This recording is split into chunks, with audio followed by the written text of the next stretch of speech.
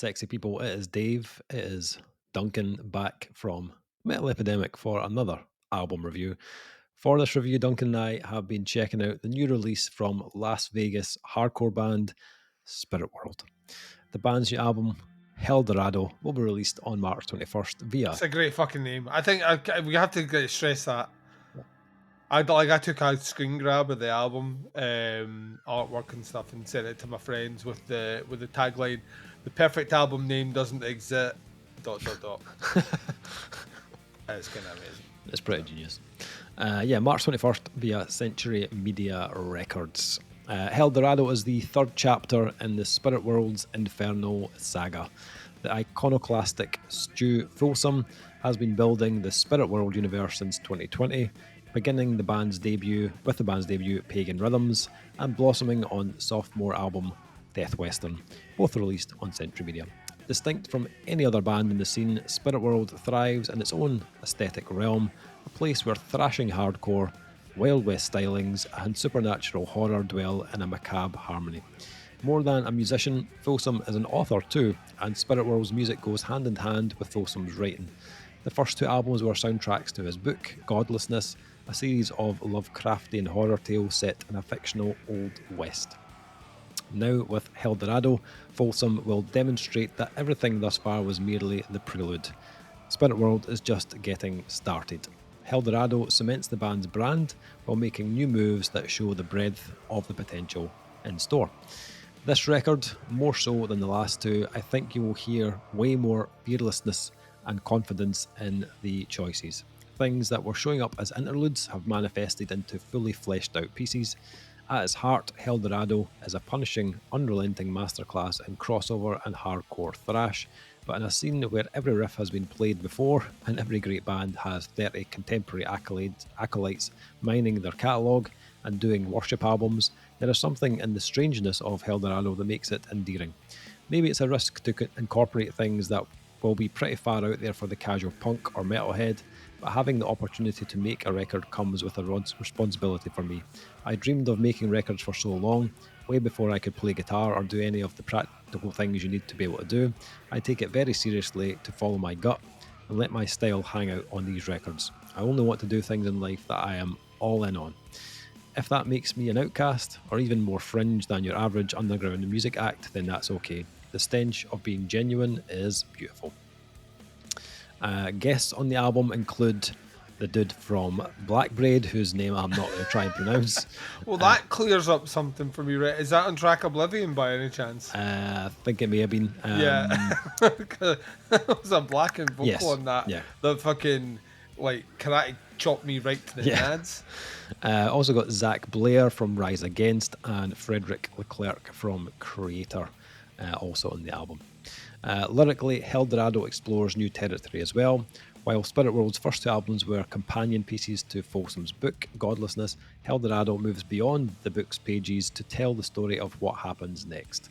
Godlessness leaves off in a cliffhanger where all the surviving characters have managed to arrive in a villa in Mexico, near where a rumoured gateway to hell is said to exist. Helldorado is the first glimpse that fans will get into some of what is unfolding in the next novel that I'm working on. That tells the story of what happens with these characters and the gates of hell. The album was engineered and mixed by Sam Pura, mastered by Alberto de Icaza, with additional engineering by Stu Folsom and Teresa Brown. Righty-ho! So we have been on this dusty trail with SpiritWorld.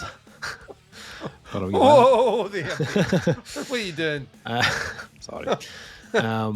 We reviewed the previous album, Death Western. Both had very high praise for the album. Another one that was just close. It was fucking, this is without just getting vulgar, cunt hair off it, Dave. Yeah. You know what I mean? It was getting into that area. But I think we also said what did they need to do? I'm not sure. What do you do? What do you do? Dave, you know what? What do you do? What do you do? I don't think we were sure. What can they do to make this the perfect release? So they're back with Helldorado, and I suppose the question is, did they manage to convince you to part with a glorious 5 stars, or did they ruin the majestic run of pagan rhythms and death western and make you come to your senses on Helldorado? See what you did there. That was Desperado, but you know what I mean. I know. But hey, listen. Just trying. Hey. Desperado. I saw my shot and I took it. So, Helldorado, Duncan. Talk to me. What do you think?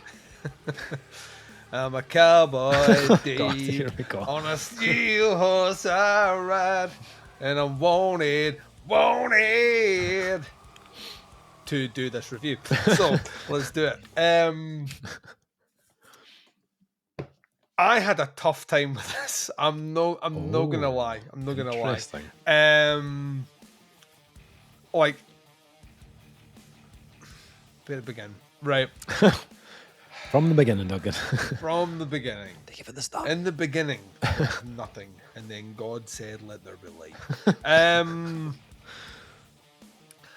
I love the fact that they have swung for the fences on this, and I mean genuinely swung for the fences. If our criticism on the previous album was, it's pretty much there, but we don't know what that missing element is to make it that to ultimately achieve greatness, right?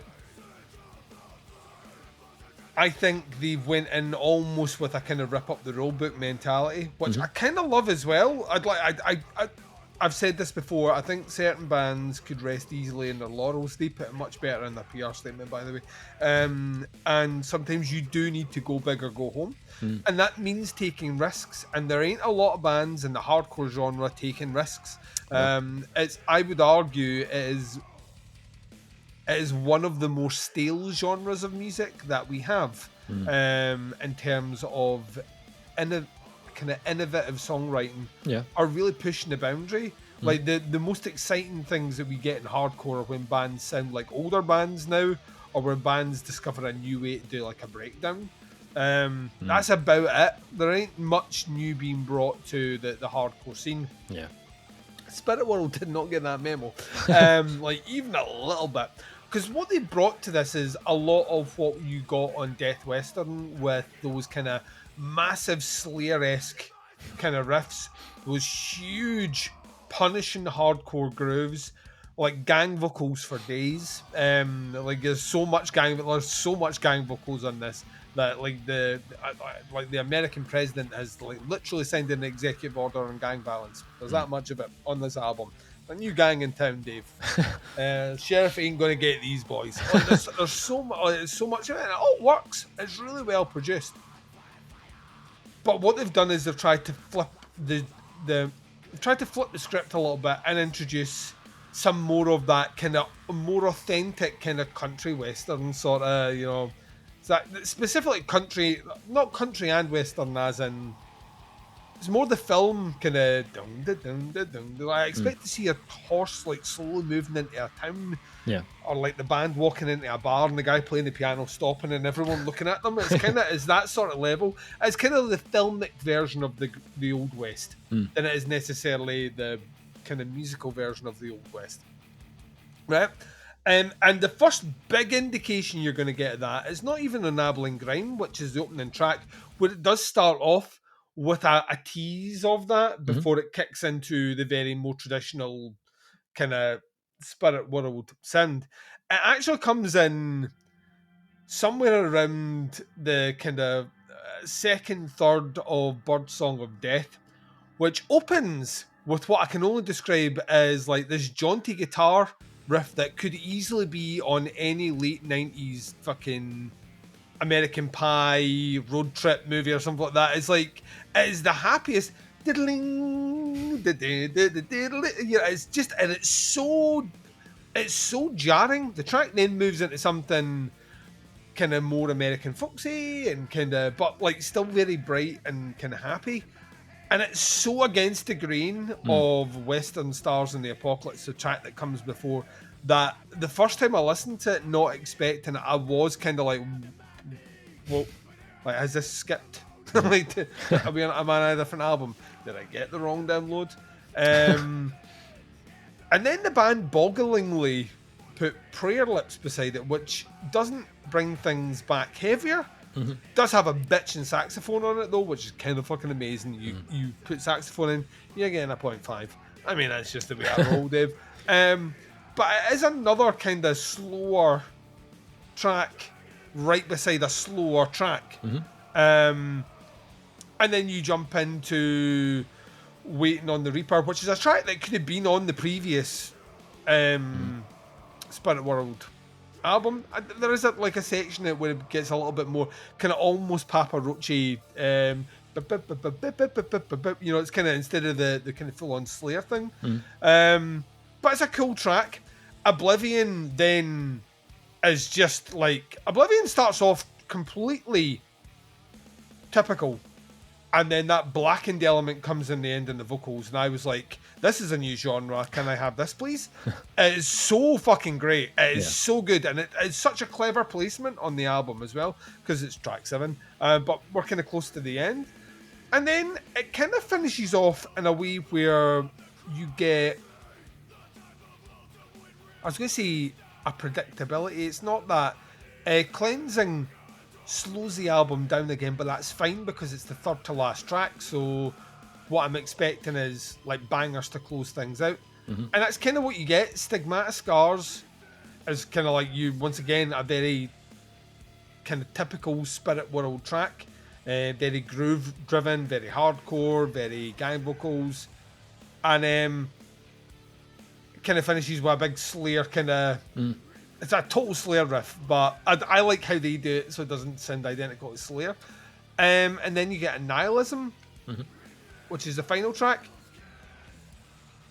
which is kind of almost like a pirate punk song. You know what I mean? That kind of pirate punky thing is on Birdsong of Death as well, where it kind of feels like it could be the Dropkick Murphys might have just like shown up on recording day and been like, collab, guys. Now, and talking about the album as a whole, I don't dislike any single track here. I actually think, track-wise, I kind of like the new elements.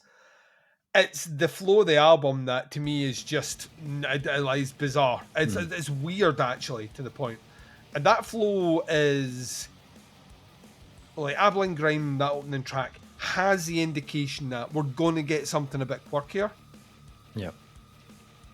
But then to bring that in on track 4, then track 5, those two tracks together to me just feel a bit weird. Like the placement of them, I think almost like it's like saying hold this anchor, and then disappear, like fucking off for a while, and go, you still holding that anchor? Aye.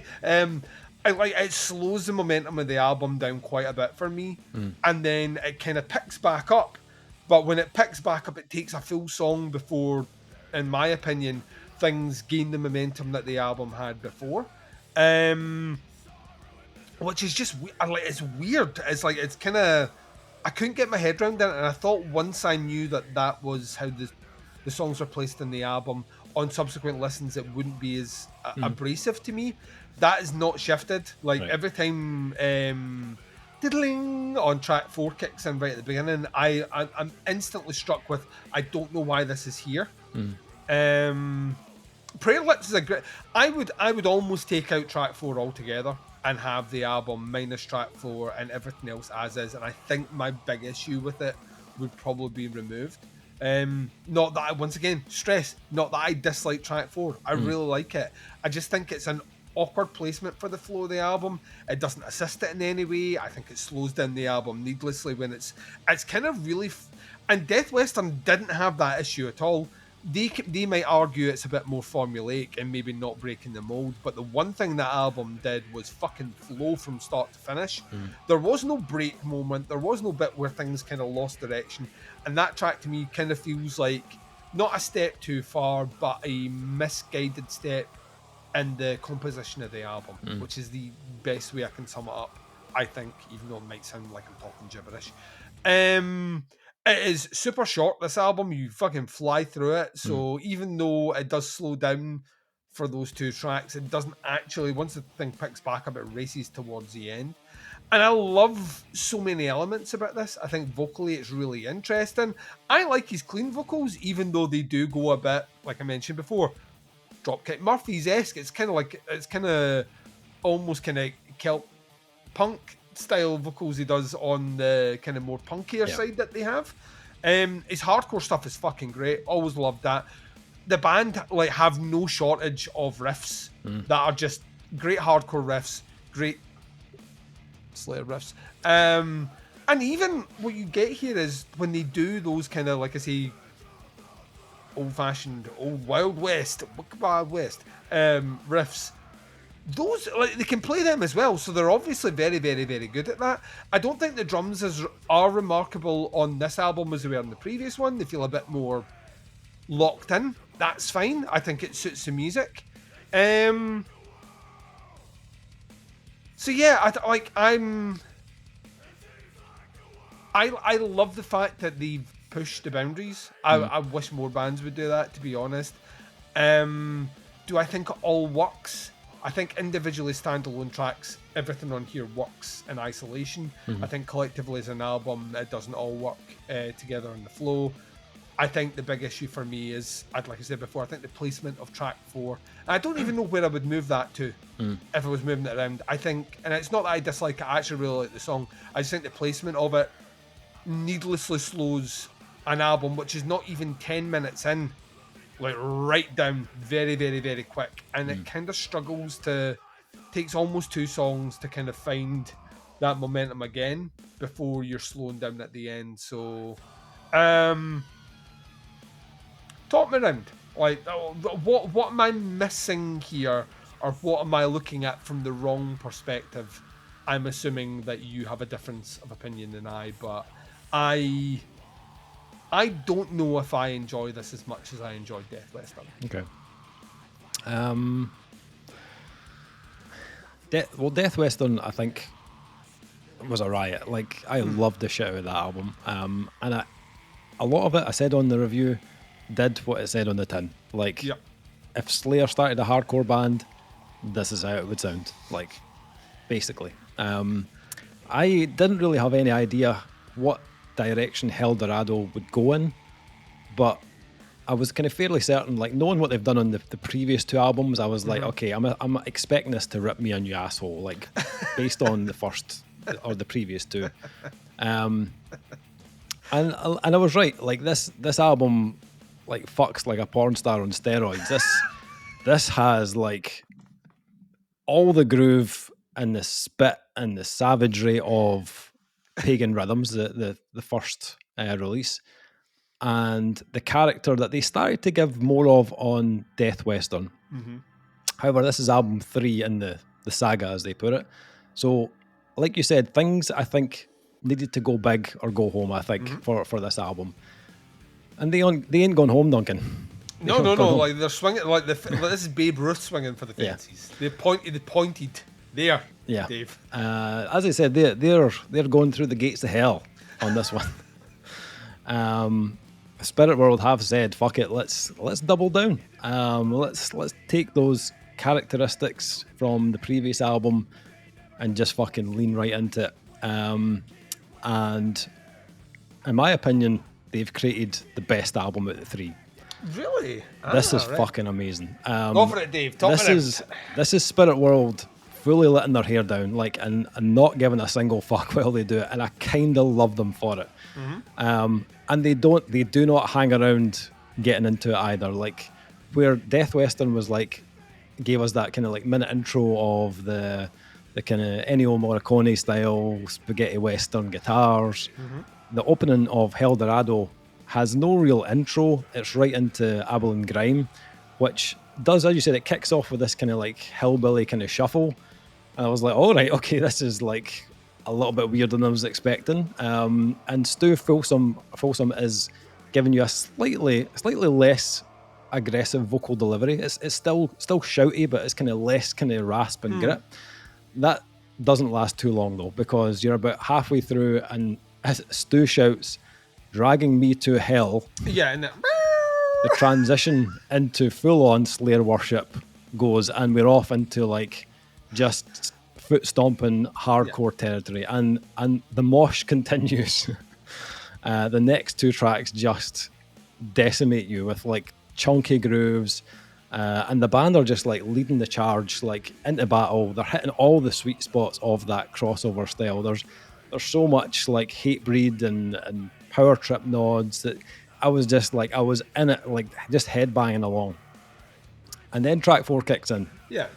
Birdsong of Death.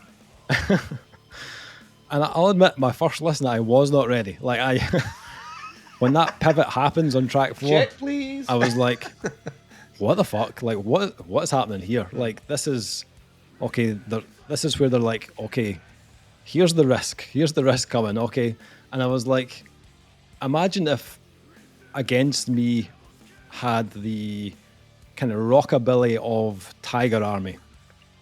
And that's kind of where this track goes. That the heavy guitars are basically replaced with this kind of twangy, kind of country punk kind of sound. The vocals are like dialed right back into a more kind of punk rock kind of temperament. And you even get like these typical kind of whoa kind of like backing vocals that come with that style.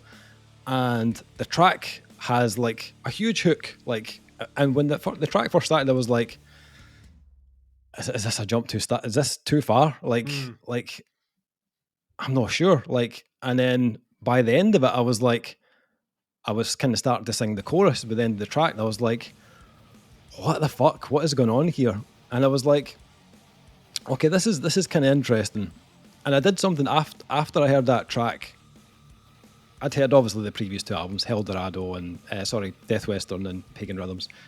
However, if you go back further, go back to 2017, right? Mm-hmm. Go back to the first EP that SpiritWorld put out. It's pretty much in this vein. Oh, right, so that's where they started. Yeah, so they weren't always a hardcore band. If you go back to the EP, it's like country-infused punk rock. That was their sound. That was basically what they did. So to hear them now, kind of include it on Helldorado, it feels like a kind of full circle moment where like, oh, this is where we started, this is where we went, and now here's a combination of both worlds basically of what we've done in the past. And I think like I took to it pretty well. I think like I'm a fan of like Against Me, Hot Water Music, King Blues, all that kind of like folk punk stuff. I love that. So it wasn't, after I got over the initial shock of it, it wasn't like a big adjustment. I fell into this pretty easy. Then I heard the sax on Prayer Lips and I was like, oh, here we go, boys. Here we go. I wasn't expecting this, but I'm absolutely loving this. It's a great song. Probably the most kind of straight-laced, stripped-back song of the album. Could be classed as the ballad, I suppose. But I really like it paired with Birdsong of Death. Those two tracks in the middle almost feel like they kind of breather moment in the middle of an album. Now I know it's you're not that far into the album when that kicks in, but the album isn't long overall, so it does sit in the middle of the album. And when that fifth track kicked in, I was like, it kind of reminded me of what Blood Command have done on their last album. They had these moments that were just like very stripped back, very kind of chilled out, and very different to the rest of the album. I mean, that last album had black metal and everything on it, but there was moments on that album like this. I was like, okay, that's weird, but it kind of works. And I have that same kind of reaction on this album. That then sets up the second half of Helldorado, where shit gets right back to business. Waiting on the Reaper kicks in, and I was like, all right, okay, if Slayer, Power Trip, and Hatesphere had an orgy, this is how it would sound. It's absolutely loaded, like just. And every riff, like, it just hammers you, like every riff one after another. That build up in the middle, where Preston Harper, the drummer, he's just playing like a hi-hat and a bass drum as the riff kind of builds up. It's just, I was like, oh, this is like awesome. I'm going to disagree with you here. I'm going to give a shout out to Preston Harper. I think he absolutely kills it in this album. I think, like the previous album was Thomas Pridgeon, I think his surname is Pridgeon. I think he was in the Mars Volta, so he tracked. That's right. It's all coming back to me. That may be why I thought the drums had a little bit more personality. Yeah, so he tracked the drums on Death Western, but then Preston, I think, was the touring drummer after that. Right. So he's now like the drummer in the band. Yeah, there's probably less kind of fancy drum work on this, but I feel like the groove is even stronger on this. Like I feel like his playing is just very natural. And just like there's if you listen to the album, there's no click being used on this. There's no metronome on this. It feels like it's been recorded as a band. There's just this cohesion to it that I loved. You can even hear there's slight adjustments in the tempo as they're playing. It sometimes speeds up a little bit, but I feel like it just adds to the kind of natural groove and the feel of the album. Stu Folsom as well, like the guy is a beast. Like he is the anchor behind this. Like he's the main songwriter, the vocalist, the lyricist, and he kills it. Like vocally as well, I think he was absolutely on fire on this. The kind of folky punk rock stuff, like he's again just showing a little bit more control on his vocal in those moments. I thought it was really nice. And obviously you do have like additional guests on there like Oblivion, where you get that blackened style from the guy from Blackbreed as well, and that just like it does add like this So level of good. venom to that track. But I feel like the album just kind of kept giving these little extras all the way to the end. Oblivion had this heavy kind of Biohazard vibe on it. Cleansing, you get something with a bit more atmosphere and melody as a kind of precursor to the final two tracks of the album. And when I was listening to Stigmata Scars, and I was thinking, they have this like endless supply of riffs? Like It's always like there is no shortage. I was They like, just keep coming. They do, like they non-stop, even in solos as well. The solos are just absolutely epic on this. It's constant, but the quality of the riffs never drop either. Like they're just, everyone is like, oh Jesus Christ, it's heavy or it's groovy or like just loved it. The album Closer, I thought was perfect, to be honest. I think coming back to that folky kind of alt kind of country sound on Annihilism, I think it tied in all those other moments. So that bit on the intro, or not the intro, the bit on the first track where it's a little bit kind of different, but doesn't go all in. Then you've got those two tracks in the middle, and then the final track. Again, I felt like it just kind of tied it all together for me. It didn't feel out of place. I thought this album was a home run. Like it's their most daring. Took some big risks, but I think it absolutely paid off. I actually, when I'm listening to the album, I get really excited to the thought of that middle section. Like I really like those two tracks, and when I'm getting into like track 2 and track 3, I know it's coming. I'm ready for it and looking forward to it. Yeah, the first listen, it does kind of, there's a little bit of whiplash. You're like, oh fuck, right, okay, didn't expect that. But now that I've heard it and I've listened to it a bunch of times, I absolutely love it. Same on the production. Sam Pura, who did the previous album, spot on with this again. Sounds heavy, like really like guitars are razor sharp. But I think he's handled the more intimate side of the band's sound on those other tracks where it doesn't sound like two production jobs, if you know what I mean. Like there's a consistency and a uniformity that's there like all the way through. This is like, it's an outrageous trilogy of albums from SpiritWorld, but I felt like Helldorado was just delivered with a bullet. Like this final one in the saga just absolutely got me. And as you said, I think hardcore can be a genre and a style that can sometimes feel a bit kind of stagnant and not evolving enough. But yeah, these guys took a risk. For me, I thought it absolutely worked. I absolutely love this album. Scoring for Helldorado. Where are we going? So I gave the previous album a 4.5. I can't say I enjoyed this one any more than the previous album. Right. I hear what you're saying. To me, if I lost track 4, I think love track 4. If I lost track 4, I would still score it the same, to be honest. The thing is, I don't dislike it. Yeah. But whereas you see that as a kind of cool break at the middle of the album, to me it's not the middle of the album. To me it's like right after the first third. Like and then if you're looking at the second third of the album, for a third of that is stuff that is a piece which is not, like, to me, like Prayer Lips you could have Prayer Lips in there and do exactly the same thing that those 2 tracks do in terms of build in. And I don't think it wouldn't affect the flow of the album. To me, it would benefit it. And like I say, that's not to take away from it. There is not a bad song here. Yeah. But I do, like, one, I'd like to say before, they've got a saxophone in here, which automatically gives them a 0.5. But I do really like I can't have it both ways. I can't moan that bands don't push the envelope, and then when bands push the envelope, moan that they push the envelope. I can't do that. But I can't in good conscience give this a higher score than what I gave their previous album. So I'm staying with 4.5 for Helldorado, which I'm moaning about a 4.5. 4.5 out of 5 is a fucking great score. But to me, it's... Maybe it'll grow on me the same way it grew on you, but I listened to this 4 times. And every time track 4 comes on, I'm like, right. And it's like all that, and I am fist pumping. I am wanting to drink beer. I'm wanting to shout obscenities at people, like coming right out of track 3. And then I want to do my tax returns and text my children for 5 minutes.